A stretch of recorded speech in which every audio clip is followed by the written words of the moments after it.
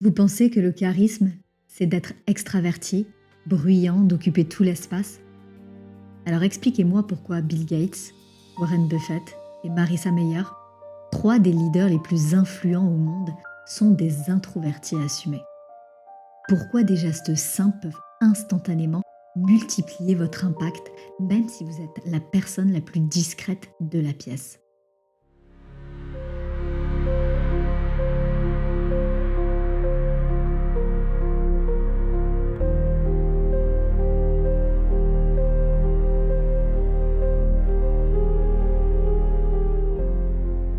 Bonjour à toutes et bonjour à tous, je suis Armelle Latina. Je suis coach sophrologue spécialisée en neurosciences, en intelligence émotionnelle et en transformation humaine depuis plus de 10 ans. Aujourd'hui, je vais vous révéler 7 erreurs qui sabotent votre charisme en tant que leader et surtout comment transformer votre sensibilité en super pouvoir magnétique. La science nous dit que 70% des leaders Fortune 500 sont introvertis, pas extravertis, introvertis. Pourquoi? Parce qu'ils maîtrisent ce que j'appelle ce charisme invisible, cette capacité à créer une connexion profonde sans épuiser leur énergie. Regardez, quand je parle très vite comme ça, en gesticulant, par rapport à quand je ralentis, quand je pose mon regard. Vous sentez la différence? Ça, cette différence, c'est celle entre impressionner et impacter. Beaucoup de leaders introvertis n'impressionnent pas, ils transforment.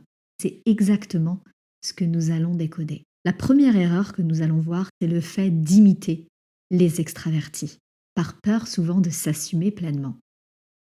Quand vous êtes introverti, n'essayez pas de copier Tony Robbins, mais votre cerveau d'introverti ne fonctionne pas comme ça.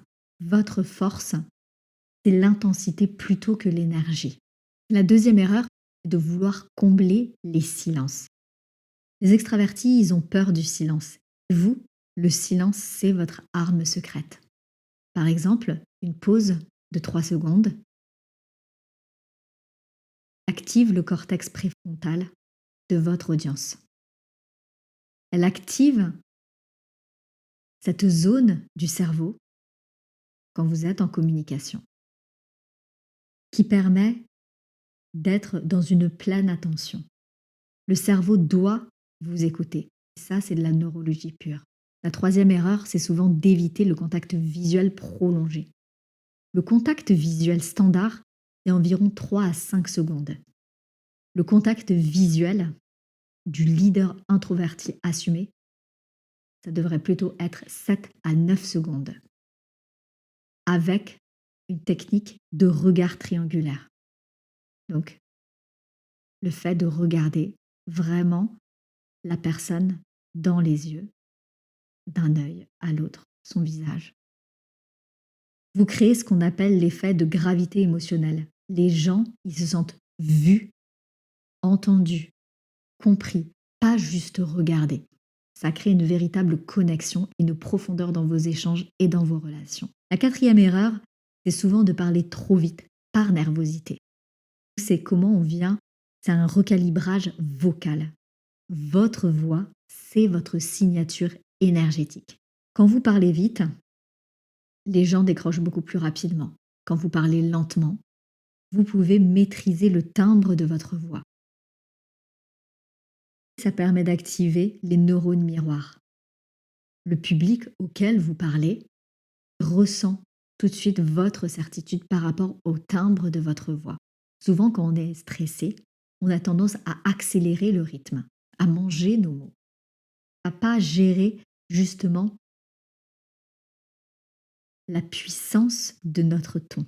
La cinquième erreur, c'est se minimiser avec les mots.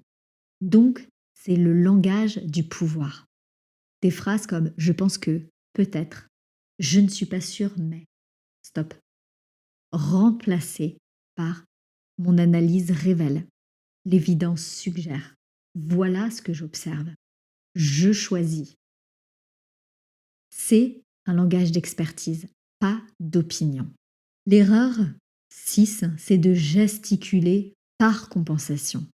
Les introvertis, ils surcompensent souvent, ils bougent trop, ils gesticulent. Par exemple, une personne qui doit être dans une prise de parole en public sur une scène, si la personne, elle n'est pas dans cette acceptation pleine de ce pouvoir justement d'introverti, c'est quelqu'un qui va pas avoir un déplacement souple, par exemple sur scène.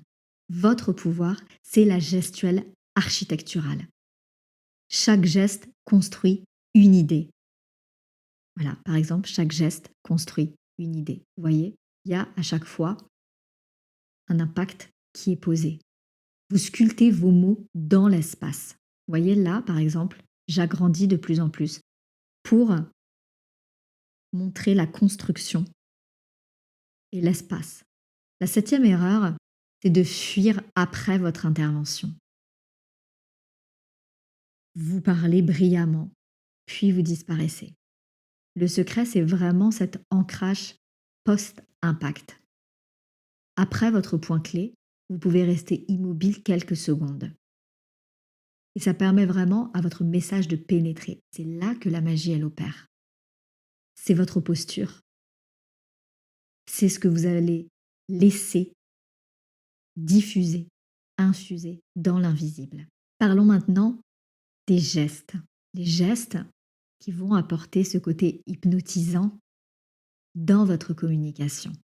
Il y a d'abord la pyramide de confiance. Donc, vous pouvez placer vos mains comme ceci.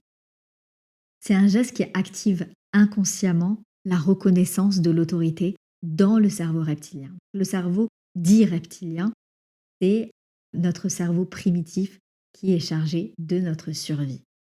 Angela Merkel l'utilisait constamment. On pose les mains vraiment au niveau de son ventre devant soi. C'est pas un hasard, c'est vraiment du design psychologique. Le deuxième geste, c'est l'ancrage spatial. Quand vous présentez une idée importante, c'est de venir l'ancrer physiquement. Vous posez votre main sur une surface. Les personnes qui sont en train de vous écouter vont associer inconsciemment votre idée à de la stabilité. Et ça, c'est de la reprogrammation, c'est de la programmation neurolinguistique appliquée. Le troisième geste, c'est celui du cercle d'inclusion. C'est pour créer une connexion émotionnelle, l'intimité dans un groupe. Vous pouvez utiliser ce geste. Hop, j'ai mon micro, mais voilà. Vous faites participer. Chacune des personnes se sent liée, associée. Vous créez un nous invisible dans le cerveau social qui va s'activer immédiatement. Je vous propose maintenant un protocole de transformation en 3 étapes. La première, c'est de calibrer votre énergie. Avant chaque interaction importante, vous pouvez mettre en place une session de respiration, par exemple 30 secondes de respiration consciente. Ça va permettre d'aligner votre système nerveux sur la présence, pas sur la performance. Donc d'être vraiment dans votre présence. La deuxième étape, c'est d'activer votre signature gestuelle. Choisissez un geste parmi ceux, par exemple, que je vous ai présentés, ou un autre. Pratiquez-le pendant 5 minutes tous les jours, pendant au moins 7 jours. Comme ça, votre cerveau va commencer à l'automatiser. La troisième étape, c'est de créer ce rituel d'ancrage. Après chaque prise de parole, pendant 10 secondes d'immobilité consciente. Vous gravez votre impact dans la mémoire collective. Vous commencez à être dans l'impact, à être dans l'influence, à être dans cette contribution positive. Si on récapitule, vous venez de découvrir pourquoi le fait d'être introverti n'est pas un défaut à corriger. C'est vraiment un atout à révéler. Puis les erreurs qui peuvent saboter votre charisme sont maintenant des leviers de transformation pour vous. On a vu également 3 gestes qui peuvent réellement reprogrammer la façon dont vous connectez avec votre audience, avec votre public, dans vos relations quand vous communiquez. Je vous lance un défi. Testez un de ces gestes lors d'une prochaine réunion ou lors d'une prochaine prise de parole. Peut-être que c'est devant votre famille ou devant votre équipe. Puis revenez me dire en commentaire lequel vous avez choisi et quel a été son impact.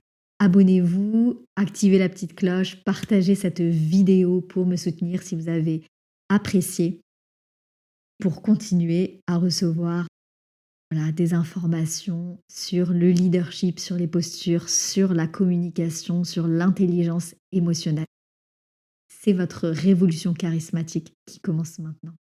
Merci beaucoup de m'avoir suivi et je vous dis à très bientôt.